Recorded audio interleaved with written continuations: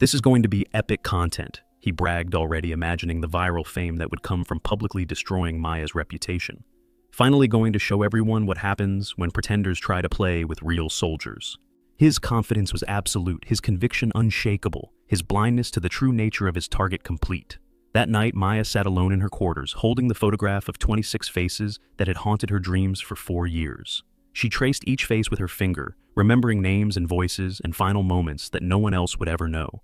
They deserved better than what they got, she whispered to the empty room, her voice carrying the weight of survivor's guilt that no amount of therapy or time could fully heal. The faces in the photograph seemed to watch her with understanding, with forgiveness, with the patient acceptance of those who had paid the ultimate price for causes greater than themselves. The stage was set for a confrontation that would reveal truths none of them were prepared to face.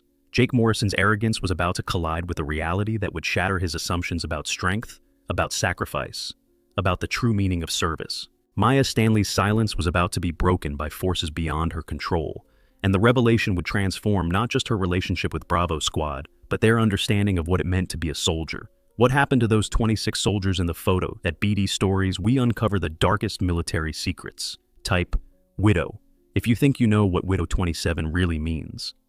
The morning sun climbed higher over Fort Blackwater as Jake Morrison orchestrated what he confidently expected to be Maya Stanley's final humiliation. He had spent the previous evening recruiting an audience, positioning his supporters strategically around the training field, and setting up multiple smartphones to capture every moment of what he anticipated would be Maya's psychological breakdown. "Let's see if our princess can handle real military training," he announced loudly enough for the entire assembled unit to hear his voice, carrying the theatrical confidence of someone who believed he held all the advantages in the coming confrontation. Jake had arranged what he called a fitness challenge, a series of demanding physical exercises designed to push Maya beyond her limits while providing maximum entertainment for his audience. His phones were already recording, capturing every angle of what he expected to be a viral moment of military humiliation. "Come on, Sarge," he called out with mock encouragement, his voice dripping with barely concealed malice. "Show us what those scars taught you. Bet you've got some inspiring stories about how you earned each one." The assembled soldiers watched with varying degrees of comfort, some laughing along with Jake's performance, while others began to feel genuinely uncomfortable with the escalating cruelty. Maya Stanley stood at the center of this orchestrated harassment like a statue carved from granite, her posture unchanged despite the psychological assault being waged against her. She had faced far worse than Jake Morrison's adolescent cruelty, had endured trials that would have broken most people, and his amateur attempts at intimidation barely registered on her consciousness. Her dark eyes remained fixed on some distant point beyond the training field, as if she were seeing something that existed in a different time and place, something that made Jake's pathetic display of dominance seem as insignificant as a child's tantrum. Or maybe they're just from falling off your high horse. Jake continued, his voice growing more aggressive, as Maya's lack of response frustrated his need for emotional validation. "What's wrong? Cat got your tongue? Or maybe you're just another broken soldier pretending to be tough." He gestured mockingly at her scars, pointing to the evidence of whatever battles she'd fought, as if they were proof of weakness rather than survival. "These look like you lost more fights than you won, princess.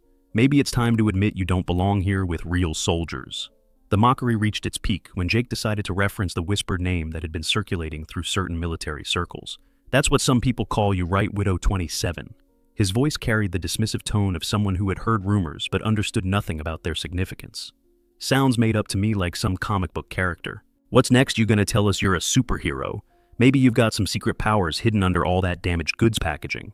The laughter that followed his joke was nervous and uncertain, as if some of the soldiers were beginning to sense that they were witnessing something more dangerous than simple hazing. For the first time since her arrival at Fort Blackwater, Maya Stanley showed a crack in her composure. Her hands trembled slightly, not with fear, but with the effort of containing emotions that threatened to overwhelm her carefully maintained control. Her jaw clenched with visible tension, and something flickered behind her dark eyes that made even Jake's most enthusiastic supporters take an involuntary step backward. It was the first sign that there might be fire beneath that granite exterior, that the silent woman they'd been tormenting might possess depths of strength and fury that none of them had imagined. The atmosphere on the training field began to shift, as if a storm front were moving in from the distant mountains. General Victor Sterling stepped forward from his observation point, his weathered combat boots meeting the hard-packed earth with a slow, measured rhythm that seemed to echo across the suddenly quiet field. His arms were no longer clasped behind his back in the relaxed posture of a casual observer. They now hung at his sides, his hands formed into loose fists that spoke of barely contained tension. Every soldier present recognized the signs of a superior officer who had moved beyond mere displeasure into something far more dangerous. "You just ran your mouth at Widow 27's son." Sterling's voice carried across the field, like a warning wrapped in gravel, each word precisely enunciated and heavy with implications that made the assembled soldiers exchange nervous glances. Jake Morrison's confident smirk faltered for the first time, his expression shifting from arrogant amusement to confused uncertainty. "Widow what?" he responded, his voice carrying a note of defensive irritation that suggested he was beginning to realize that his carefully orchestrated humiliation might not be proceeding according to plan. Sterling's pale blue eyes fixed on Jake with the intensity of a laser sight, his voice dropping to a level that was somehow more threatening than any shout could have been. "You don't need to understand what it means, but you'd better damn well remember it." The general's presence seemed to expand to fill the entire training field, his authority as tangible as the morning heat that was beginning to build around them.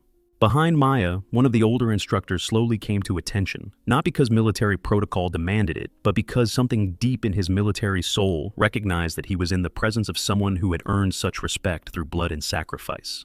"Call sign Widow 27. Sterling's words fell into the morning air like stones dropped into still water, sending ripples of recognition and understanding through the assembled soldiers. Everything stopped at that moment. The nervous laughter, the mocking glances, the cruel smirks that had characterized Jake's campaign of harassment. Even the morning breeze seemed to pause, as if the natural world itself was holding its breath in recognition of the significance of what had just been revealed. The field didn't just go quiet, it became tense with the kind of electricity that preceded lightning strikes. Every soldier standing there felt as if they had just been roped into something far larger and more dangerous than they had ever imagined. The name Widow 27 began to trigger half-remembered conversations, fragments of stories passed around during late-night guard duties, whispered rumors about military operations that had gone horribly wrong, and the people who had somehow survived them. Jake Morrison's face underwent a transformation that was almost comical in its completeness. His expression shifted from confused irritation to dawning understanding to something approaching genuine horror as the implications of Sterling's words began to penetrate his consciousness. "No way," he whispered, his voice barely audible above the sound of his own racing heartbeat. That's her." The phone in his hand slipped from nerveless fingers, clattering to the ground and automatically stopping its recording as the device's screen cracked against the hard-packed earth. A younger soldier let out a breath he hadn't realized he'd been holding, whispering "no way" across the silent field. Another recruit's eyes widened with recognition, connecting puzzle pieces scattered across months of rumors. They had heard Widow 27 mentioned in meetings, stories passed around like legends during night shifts. A woman who went dark on communications for 5 days, only to re-emerge dragging bleeding squad mates through enemy fire.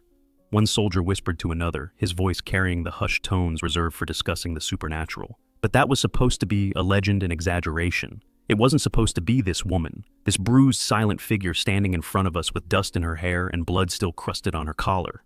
The disconnect between the myth and the reality was almost impossible to process, like discovering that a character from a war movie was actually standing in their midst.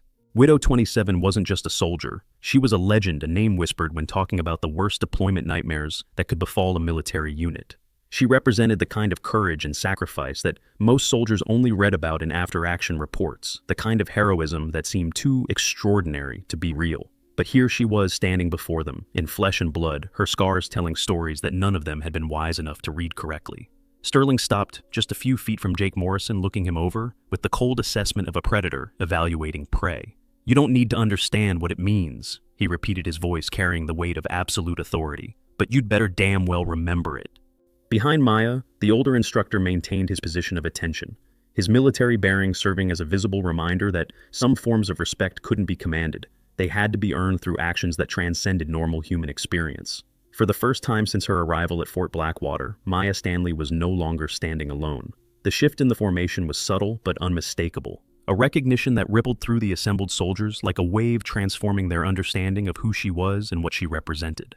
The silence that surrounded her was no longer the uncomfortable quiet of social isolation, but the reverent hush that accompanied the presence of someone who had walked through hell and somehow found the strength to return.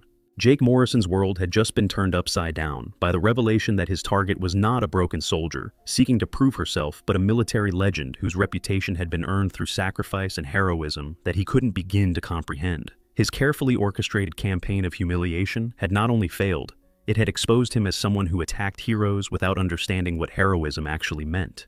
The phones he'd positioned to capture Maya's humiliation now bore witness to his own ignorance and cruelty, creating a permanent record of his spectacular failure to understand the true nature of strength and service.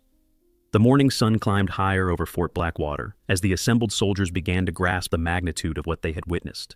General Sterling's next words would reveal the full scope of Maya Stanley's story, the true meaning of her scars, and the reason why the name Widow 27 was spoken with such reverence in certain military circles.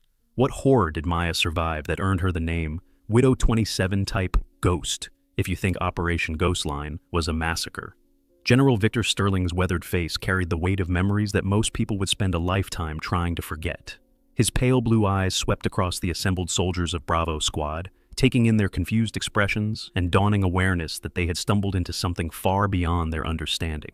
"Have you ever heard of Operation Ghostline?" he asked, his voice carrying the deceptive calm that preceded revelations capable of changing everything. The question hung in the morning air like smoke from a distant fire, and Jake Morrison's remaining confidence began to crumble as he realized that his carefully orchestrated humiliation had awakened forces he couldn't control.